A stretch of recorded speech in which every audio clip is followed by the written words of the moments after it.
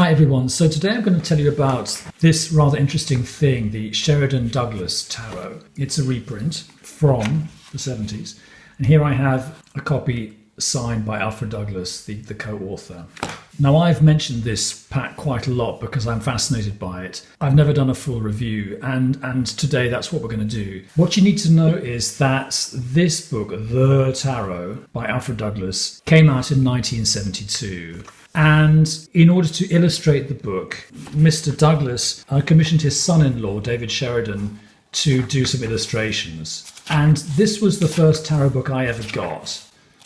And I used it for many years. It was fine. In terms of a list of tarot meanings, especially for the pip cards, maybe not so much for the court cards, it's pretty solid, and you can sort of base a lifetime of tarot reading on this book. I've reread the book a couple of times in the past few years since I've been doing my channel, and I'm going to do a review of this and two other 70s tarot books soon. The book hasn't quite stood the test of time. It's kind of based on a couple of false premises about tarot, and it does contain some historical inaccuracies. It's not rigorously well written, but it's written by someone who was quite scholarly. I mean, if you look at the end, there's a bibliography here, and I guess you can fake a bibliography if you like, but there are 99 books in the bibliography, and you do get the impression that Alfred Douglas did a lot of reading, and so this bibliography is a lot bigger than some other bibliographies in some other books, which I could mention, but I won't. Alfred Douglas was taught by a woman who was taught directly by members of the Golden Dawn.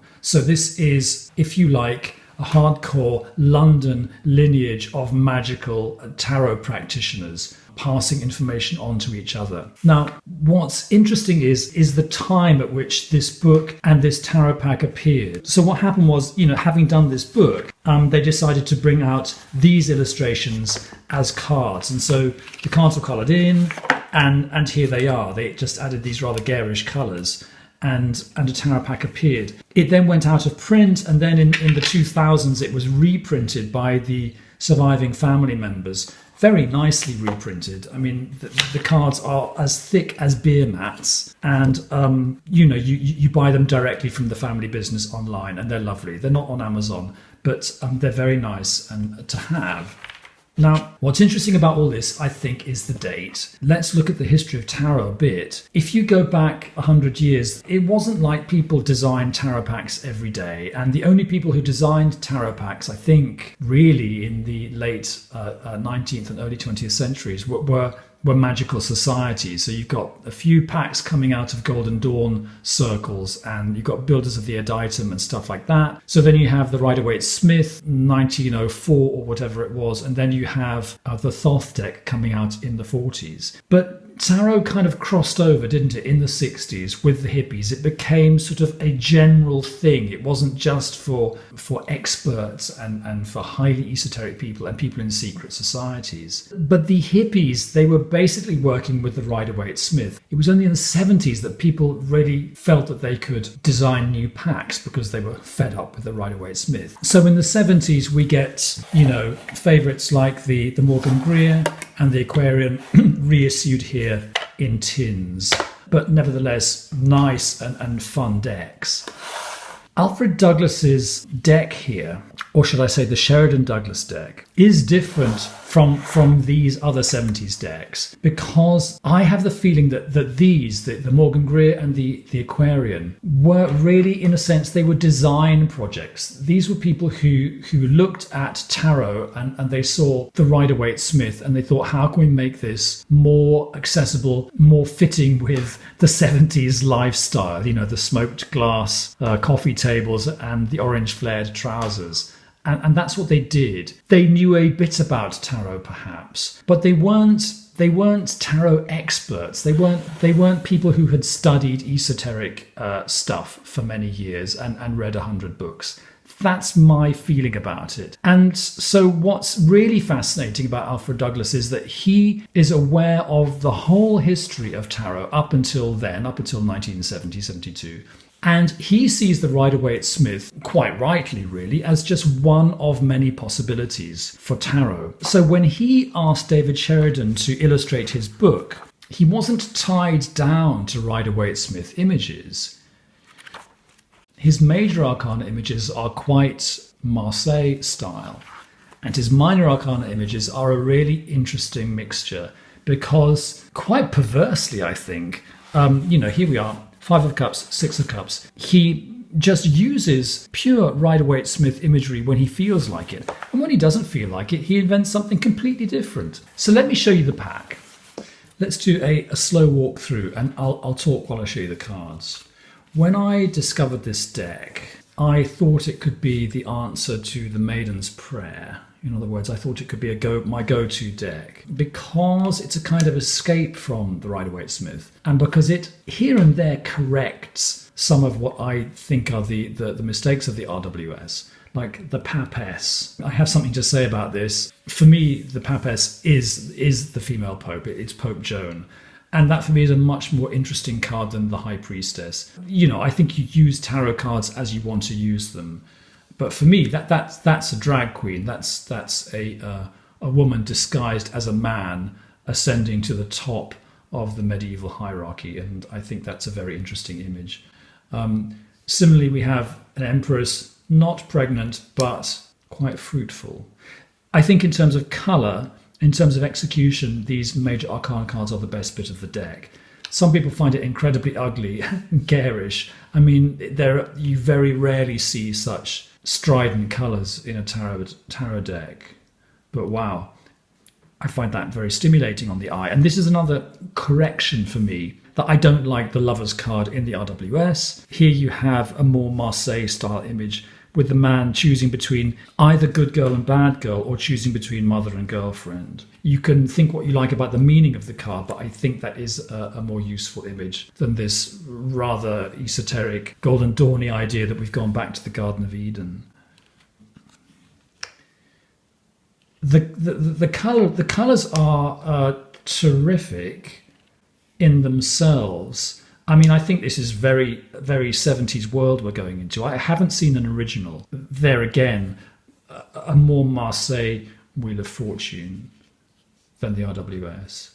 I haven't seen the original, but I feel that there is something. The 70s weren't afraid of tastelessness, were they? And jarring things like, look at that. We have pink and red, ladies and gentlemen, on a background of green, and 2 different greens. That's quite on the edge, isn't it? I like it. I think sometimes this deck tips over the edge and goes into, it becomes a bit unbearable. And there you have a lovely Marseille Death. So, I wanted to really adopt this deck as my go-to deck. Sometimes you have the colours are done in such a way that you don't get so much contrast. And sometimes you get huge amounts of contrast, like purple and yellow. What's not to like?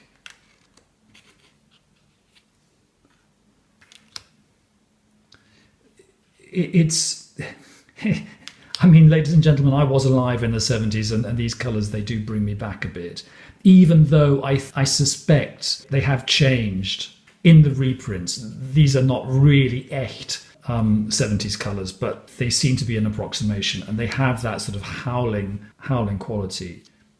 So I think it's fair to say that about half the deck is very RWS and the other half isn't. I mean, again, if the deck was all like that, it would be my go-to deck. I've also noticed that the figures are not the artist's strongest point. Like the ones that are purely graphic, I think are very successful. And when the figures come in, you see the limitations of the artist. Sometimes it kind of works, but sometimes it kind of doesn't. And here, 5 of coins, that's a completely original interpretation of the 5 of coins. They're on a raft, but the coins are just underneath their raft. They could reach down and get them if they wanted. And this is interesting as well, that I think there's confusions in his influences, because here we have the Seven of Coins, which has been interpreted as someone, in a sense, asleep on the job, that pause in the labour, which is suggested in the RWS. But here the guy is sitting under the tree that we normally know from the Four of Cups. That happens a couple of times in the deck, and it is a bit confusing. This I will talk about later. This, I think, is a very confusing card. And there we have something that's close to the RWS with the Tree of Life. I don't think the court cards are incredibly helpful, but then most court cards in most tarot packs aren't incredibly helpful. The pages are okay. The knights don't really do anything much except sit on horses. The queens and the kings just sit on thrones with their symbols, and you don't get much more than that. You don't get any grapes or Taurus horns for the King of Coins to remind you of who he is. Another great ace. I mean, when that goes down on the table, that's a really strong statement. There are androgynous figures in this deck, all over this deck. That was what the 70s were like, ladies and gentlemen. That, I think, is a terrific Three of Swords. And the Three of Swords is almost always three swords through a heart, isn't it? That's one of the few graphic reinterpretations of the Three of Swords that I've seen.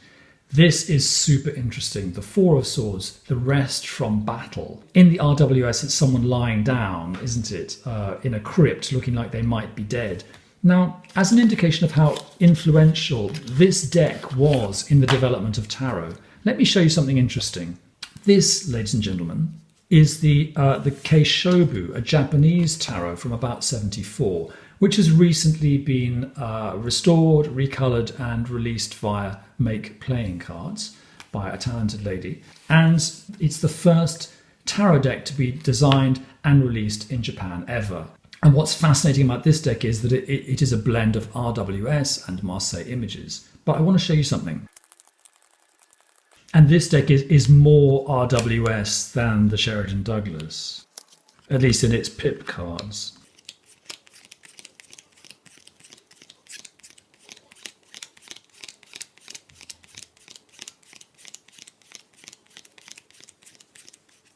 Here, super duper interesting. In this Japanese deck, they didn't want a guy lying down in a crypt looking like he might be dead, because the Japanese word for four sounds a little bit like the Japanese word for death. So they needed to avoid making this too obviously death-like. So they looked around, the designer looked around for an alternative way of presenting the Four of Swords. And this designer clearly looked at the Sheridan Douglas deck. People playing chess in their tent or outside their tent, having a rest from the battle. This is the only reference to the Sheridan Douglas in the Keishobu Tarot, but it does demonstrate, in a sense, that the line of tarot making was narrower in those days. It wasn't like 200 new decks a year. It was one new deck every 5 years or something, and each deck was a statement, and each deck was, up to a certain point, designed by an expert. So yeah, this is an influential deck. So there we have a new version of the Five of Swords. The 6, quite new there. The 7, I think this is a bit of a mistake. It's the RWS image from a different perspective. Those are the guys who are being ripped off, and there is the guy who's ripping them off. But because of the way the colours work, you can hardly see him. The 8, the 9, the 10, quite a strange 10. I suppose those are seagulls. And is he floating in the sea? Is he lying in the mud of the battlefield? I suppose lying in the mud of the battlefield. And then some, again, slightly unremarkable court cards, even though I think the Knight of Swords is quite vivid and quite energetic. But they're a bit minimalistic. On the whole, this deck is a minimalistic deck, which I thought I would like, ladies and gentlemen. Here we have another fantastic ace. I'm very into the aces, I love them. But there we have, I think, the worst card in the deck. This to me looks like David Bowie and Candy Clark trying to have gender-free sex in The Man Who Fell to Earth, even though David Bowie is an alien and doesn't have proper genitals, doesn't have any. I suppose the thing about this deck is that the illustrations were done for a book, and they were only ever really meant to be sort of helpful things to jolly the book along, and maybe they were never really intended to be a deck, and then the deck just sort of appeared. But this for me is such a frightful illustration that there's 2 or 3 like this. I find it means that I just don't use the deck. I think of this deck as a deck with mistakes in it. Sorry, I suppose I'm oversensitive in that way. 3 of Cups, this is another one that annoys me. It's Alfred Douglas and David Sheridan giving us a 3 of Cups that they think expresses the traditional meanings of the card. Fine, and there are 3 cups, 1, 2, 3, and there are 3 eggs. But the problem is there's 2 peacocks. And so for me, that looks like a 2 because the peacocks are much more dominant than the eggs. And the 1, 2, 3 of the cups, it's a bit like 2 titchy ones and 1 giant one. And that never works for me. I think if a symbol appears in a tarot card, all the symbols should be the same size. So here we have 4 of Cups, fair enough. We have an absolutely RWS 5. We have a new version of the 6, very nice. A new version of the 7. 100% RWS 8. And here, for me, another mistake. I mean, I've made a video about tarots with mistakes in them, and this is one of them. I know that I'm not really entitled to call this a mistake. Alfred Douglas knows as much about the tarot probably as A E Waite did, and so he had every right to give us his interpretation of the 9 of Cups. The traditional meanings of tarot cards are quite blurry and quite shaky, and they change from century to century. So, if that's what he feels the 9 of Cups is, fine. But the problem is I'm an RWS reader mainly, and so these 2 cards are highly confusing to me because that looks like, the satisfied guy after dinner looks like the 9 of Cups, but it's the 9 of Coins. And this one, the lovely lady who's got everything that she wants, looks like the 9 of Coins. So for many years, as I was a baby and a teenager and a young tarot reader, I was confused by these 2 cards, but I didn't really have the sufficient knowledge and the sufficient reading to know why I was confused by them. But it niggled because I had this book with these illustrations and these meanings, which I took on board completely. But then I would work with the RWS or the Aquarian, and they would give me, flipped versions. So that was kind of like slightly undermining for many years. And there we have a 10, and they're a rather puzzling illustration where you think, well, which is the man and which is the woman? That's a very 70s question, isn't it? But okay, one of them seems to have a bosom, but the one with the bosom seems to have quite a masculine jaw, I would say. But great, It wasn't the kids in 2015 who invented the non-binary world, was it? A Knave of Cups. And I'm a bit whatever with these court cards. They don't work very hard, do they? They're cheerful. That's a nice cheerful King of Cups, but there's not a lot of water in that image. Another fabulous ace, and clearly going back to Marseille design there. A reinterpretation of the 2 of Rods, a very nice reinterpretation of the 3 of Battens, and in a sense, the dolphin, very joyful, and the enterprising ship. You have to look quite hard to find 3 battens in that image, which I slightly object to. But there are 3 flag masts, and I think we're going to have to use those as our battens. I'm not really into hidden battens or cups or coins in tarot cards. This is clever and nice, 4 of Rods, and we have art, don't we? And this was absolutely fine for me for many years. But again, I slightly object. I think the deck is inconsistent. They're not rods, are they? They're just vertical sort of things. And there we have a rather low contrast reinterpretation of the 5. The 6, absolutely terrific. I mean, I would be very happy if there was a deck that was partly RWS and with some highly graphic images like that. A 7, an 8, a 9, a terrific 10, and then some rather weird court cards again. I mean, in conclusion, ladies and gentlemen, I want to say that this is a deck that divides people. It's like Marmite, which is an English an English thing that you put on bread. People either love it or hate it. You know, some people respond very directly to it and say, "Ooh, how marvelous! That's what a tarot card should look like." And some people, I once did a video, and one of the artists that I was working with, she said, "Oh, I saw your video last night.